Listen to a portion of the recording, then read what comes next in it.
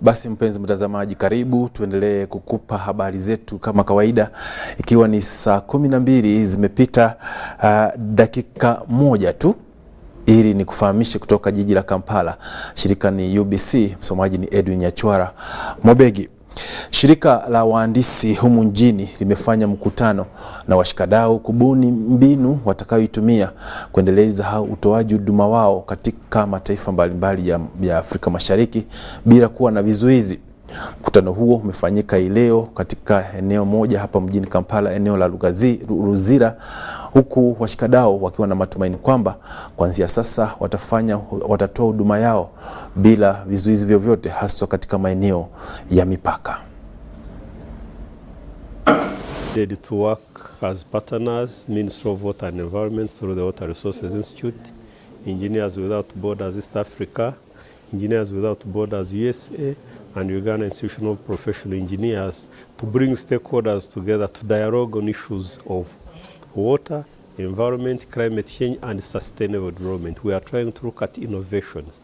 How do we innovate to ensure that we have developments that are sustainable, that are resilient to the current changes? And one of the changes is climate change. Do we have innovations that are locally led, that are addressed by the people on the ground? We don't want to come from, for example, Kampala and go and tell people what to do. We want the people on the ground to be the ones who come up with solutions. So vision and vision are very much aligned to sustainability, and we partner with the communities and the young and the future generation to design a future that is good enough for us, but is also good for the future. So we want to ensure that as partners, we're able to collaborate with the communities as partners and more effectively. But more important, building on the future at an early age to ensure that there is that needed transition of the future needs. Discussion today about sustainable development at the local level is pertinent to the Ministry of Finance when we are looking at making sure that we have the prerequisite financing for climate action. Now, if you look at our NDCs, nationally determined contributions, we're looking at 28.1 billion, raising 21.81 billion up to 2030 for climate action. And the only way we can do this is making sure that we have innovative ways of attracting this financing, whether from international sources, but then also at national level where we look at our revenues.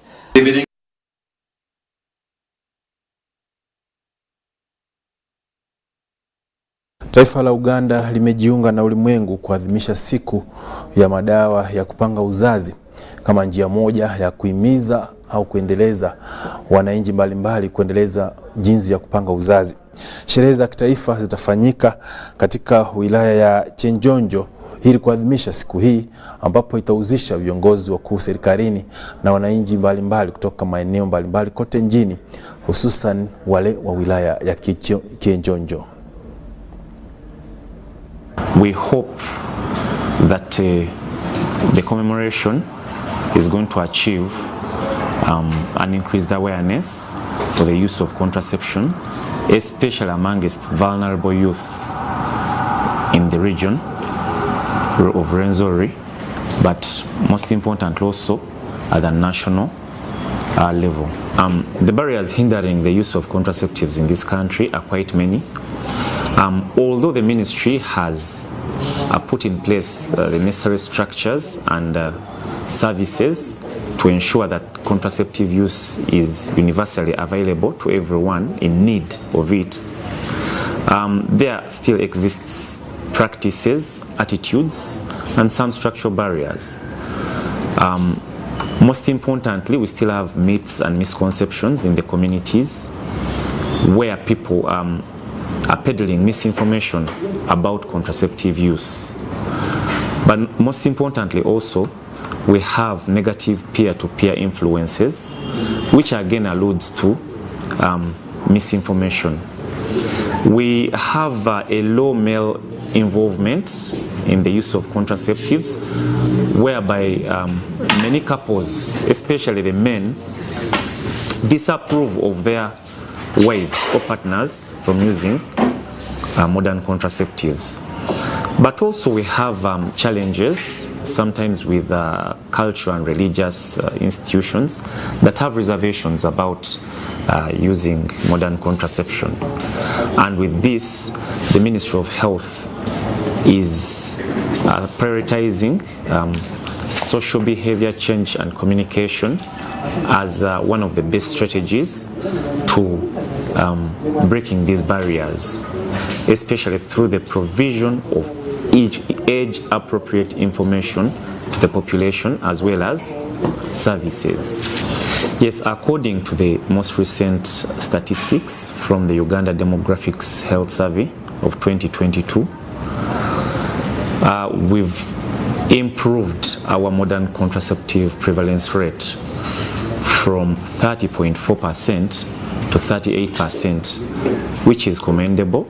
This is in line with our Family Planning 2030 commitments of attaining a 50% modern contraceptive prevalence rate.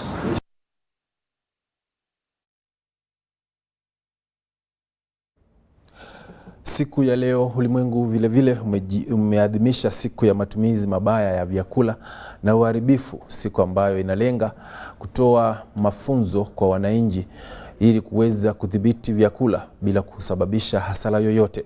Siku hii ina umuhimu zaidi katika mataifa mengi ya Afrika, huku kibwagizo kikiwa jinsi ya kudhibiti vyakula, kutumia vya kutosha bila kusababisha hasara yoyote.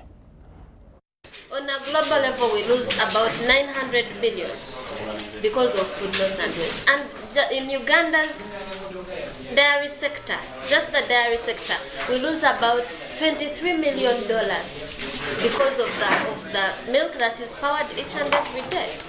And when you come to Kampala, in markets like Kalere, you find that we lose about 7.6 kilograms of food each and every day that is thrown away.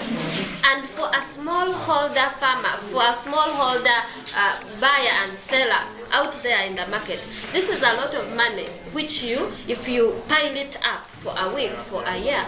And also looking at the amount food, when you look at food loss, when we say food has been wasted, you're not just wasting the food, you're wasting all the resources that you have used to get that food.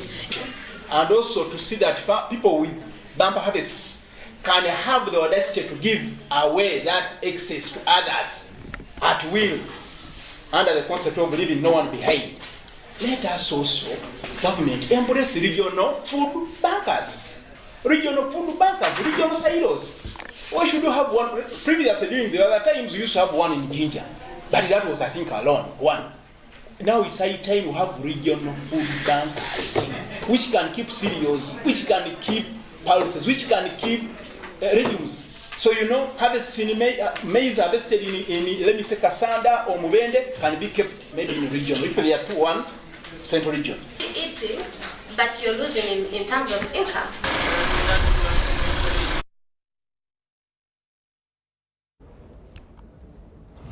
Kiongozi wa Waislamu katika wilaya ya Wakiso ametoa wito kwa viongozi wa Waislamu katika viwango vya madiwani, tuseme madiwani ambao wanajulikana kama maimamu, kuwa na bidii katika utendakazi ili kujiendeleza kimapato.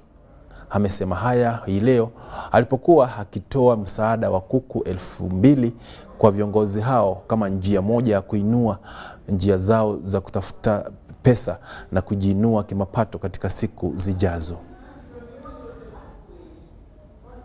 Mungu ati wallahi tubakukiriza kuazina nugamba ati Allahu akbar dakika 5 polisi baye turudde nyumba yo. Here today to commission the 2,000 chicken which we are given by Hajati Misa Kabanda, the minister for the Kampala. It's an opportunity to us as Muslim leaders, because Hajati Misa Kabanda sat down and thought about the Muslims or Islamic leaders. He said that he will be reducing some money, will be getting some money on his account on monthly basis and buy 2,000 chicken to be the way of income to the religious leaders. It's an opportunity, we need to respect it, and we have to take care. We need to be honest and sincere in this. It's also, let it be a lesson to other leaders that you can support your communities via those kind of help and support. It's a great time as Muslims. We work together, we put our mission, unity and development. It's high time we unite as Muslims and we develop our problem ourselves, because the government of Uganda supporting us in a lot of things. Sometimes we don't know what's taking place because we don't go there, but we just need to know that the government supports Muslim and the government loves the Muslim, because we have the freedom of worship. Recently the president of Uganda signed the Islamic banking. So Islamic banking is allowed, and it's going to be a way of solving the problems, mostly the Muslims, as it's recommended in Sharia law. Kakati mpasido obuvuna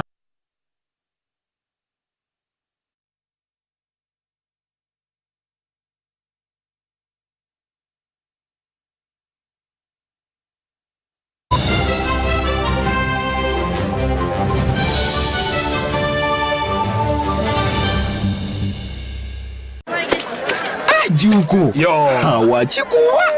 Check the shopping, man. What's your secret? Haven't you heard of the parish development model, PDM? Yes, I did, but I thought it was just a talk. No, Sebatia. It is real. I and a few friends together formed a circle, accessed money from the PDM, invested in a poultry project, and now things are moving.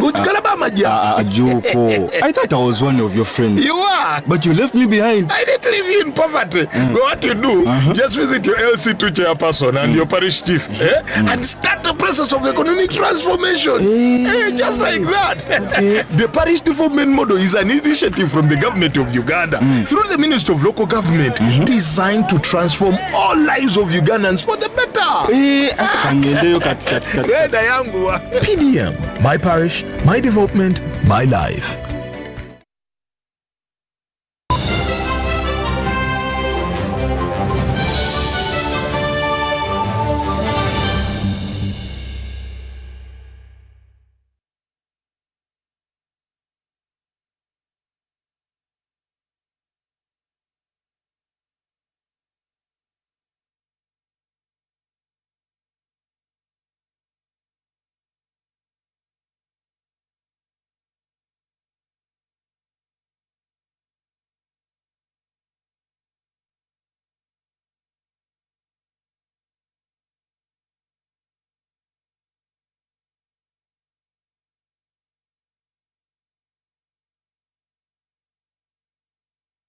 Kasozi, brought to you by Uganda Communications Commission.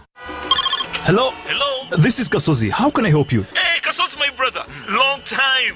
We last met when we were at campus. It's been a while, but you are the person I'm looking for. Campus? Really? Hey, you don't remember me? Okay, so how can I help you? I'm stuck in Gulu making millions, and I need to urgently send money to my sick mother. But I can't find any mobile money agent near me. I've sent the money to your phone, as you can see the message. It might take a few minutes to come through, but I urgently need you to send the money to my mother. Let me send you her number, and you send it to her chap. My friend, I'm afraid your mom is going to die. What? Because I don't know you, I never went to campus, and I'm also in Gulu. So can we meet at CPS, we talk about it?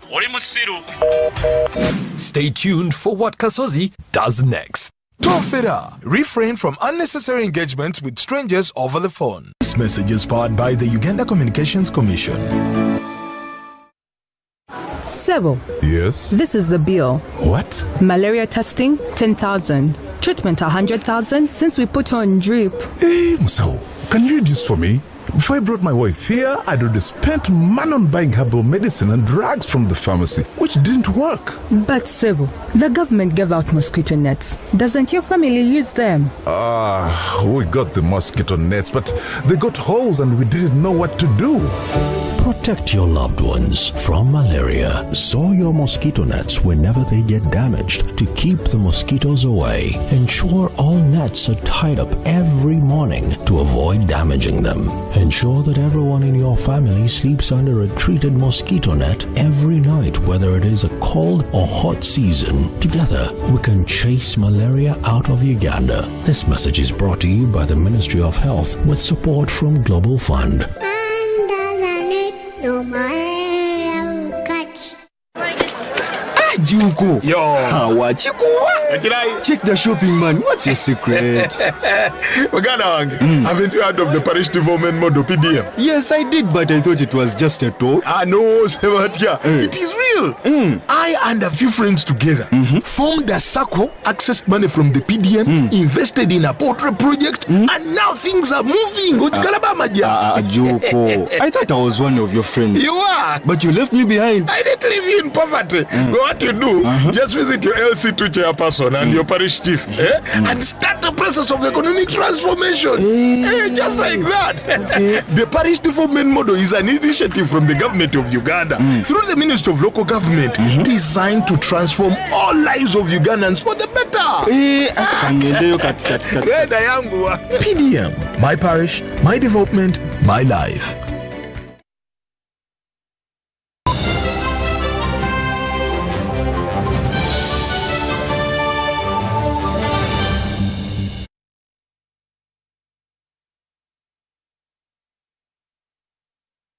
Naenda kujiunga na mwanahabari mgeni wetu samani kutoka mji wa Mbarara ambaye amekita kambi pale tangu asubuhi kuandaa mdahalo au kongamano la wanafunzi na walimu wa Kiswahili katika magharibi mwa Uganda, ambaye ni Muhindo.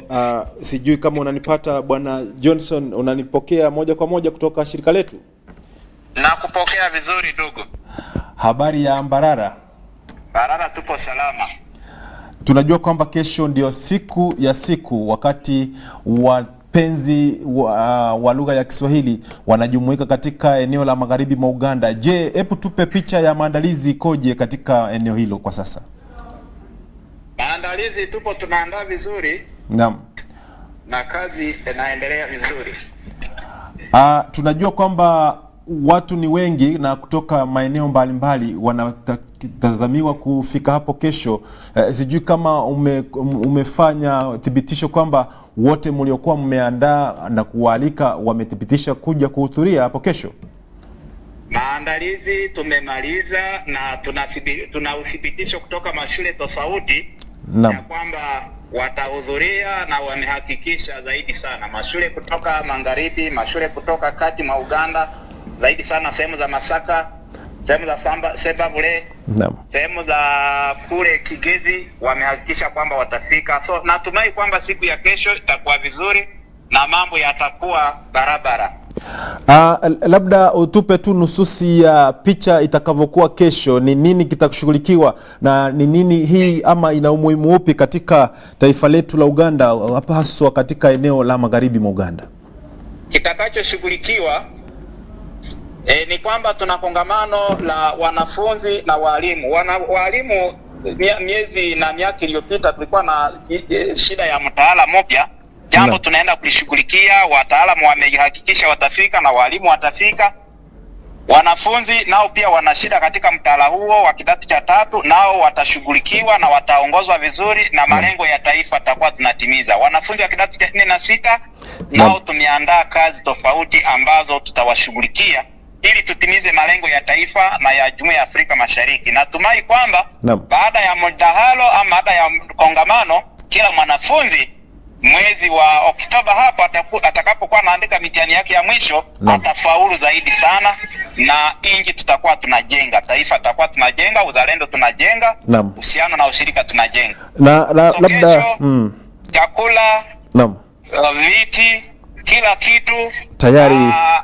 Afisa wa askari tumewaambia kuhusu kongamano hapo tayari na tupo tayari. Security iko pambamba. Ina maana kwamba maandalizi ni moto mmoja. Na labda Johnson, kidogo tu kutokana na historia ya makongamano ya lugha ya Kiswahili, je, yamekuwa yakivuna matunda? Tunajua kwamba hili sio kongamano la kwanza, na katika historia ya makongamano ambao mmekuwa mkiandaa, je, kuna ushuhuda wapa yamekuwa yakifanikiwa, na matokeo yanapokuja wala ambao walihudhuria wanatoa ushuhuda kwamba wamefanikiwa? Naam. Kongamano la kwanza mwaka huu lilikuwa kati mwa Uganda hapo Sentimaka na Magoma na Lugazi. Watu wamehakikisha kwamba wamepata na wamefaulu katika makongamano hayo. Hapo Mbarara Kiswahili mnasikia kinaenezwa magharibi kati mwa Uganda sehemu gani? Ni kwa sababu ya makongamano hayo, kwa sababu wanafunzi ndipo njia za Kiswahili zinapoanzia. Wanahabari wote ambao wanafunzwa ndipo njia wanapopitia. Nashukuru sana. Umilisi umesambazwa zaidi sana. Wanaupata moja kwa moja. Asante sana Bwana Johnson. Labda kwa sentence fupi kabisa ya mwisho, nini unawaambia wananchi wa magharibi mwa Uganda? Wananchi wa magharibi mwa Uganda, kesho ni kesho, asemaye ni muongo. Leo ni leo pia, asemaye kesho ni muongo. Na kwa hivyo kesho jambo lipo, na ninawakaribisha sana. Wawezeshaji wengine wamelala hapo, wanahabari wamelala hapo, na I'm very thankful to UBC ya kwamba sherehe hii itakuwa inanaswa moja kwa moja kupitia shirika la UBC. Na UBC na washukuru. Asante sana kuendeleza makongamano na pia kuendeleza Kiswahili. Asante sana, asante kabisa.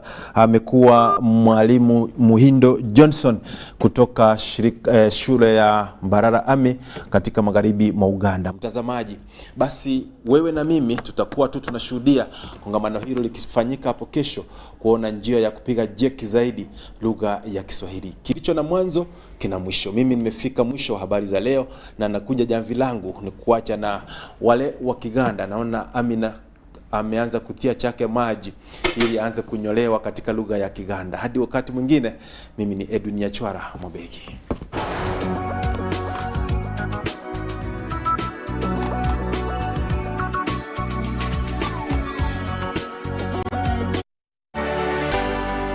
UBC